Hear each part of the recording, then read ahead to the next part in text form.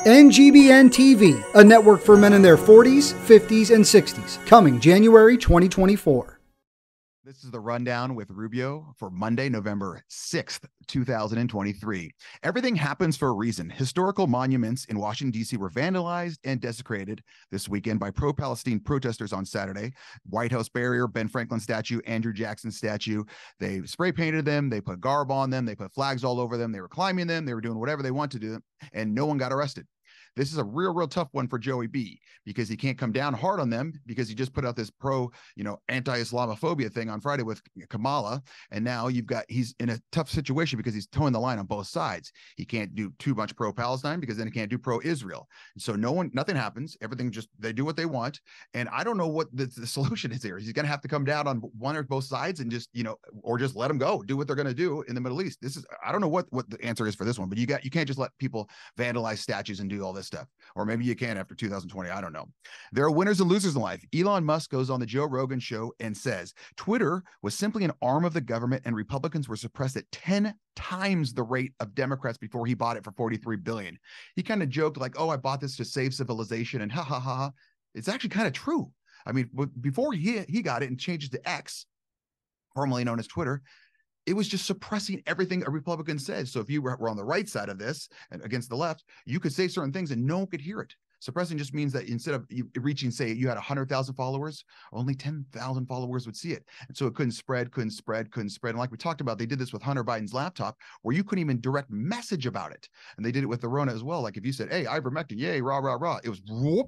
It either eliminated or no one was able to see it. Like you were just, talking into the wind there. So good job, Elon. Accept and embrace. Stanford University, November 1st. Except they put out a new mask mandate once again. So if you're a Stanford University student or you're in the medical issue or field or whatever, you have to wear a mask again, even though there's been countless studies now that the mask does absolutely nothing against the Rona. And even on the mask packaging, it says this does not stop COVID-19.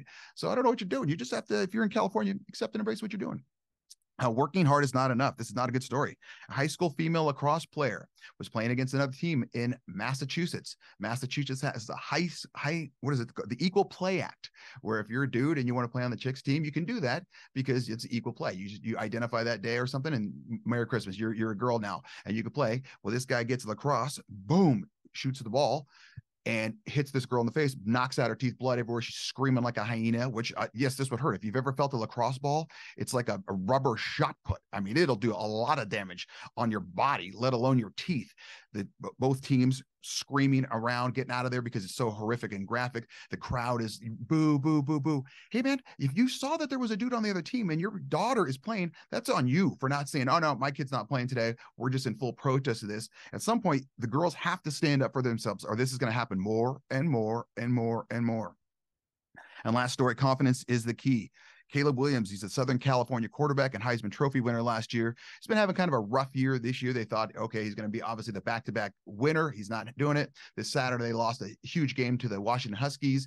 Immediately after the game, he jumps into the crowd, finds his mom. Mom starts consoling him, and he's openly sobbing. You can see him crying like this. Now, how do I feel about this? I mean, he's got the confidence enough to go out and do that, but do I feel like this is going to hurt his draft status, that he's this emotional after a game against a Pac-12 team? What's going to happen when it's the Super Bowl or conference championship or something like that?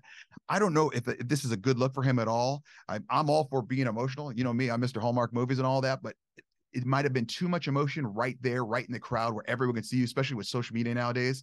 And I don't know if I'm drafting him as an NFL coach. Do I look at that and say, yes, that's cool that he's showing emotions, or this kid's got maybe a too emotional?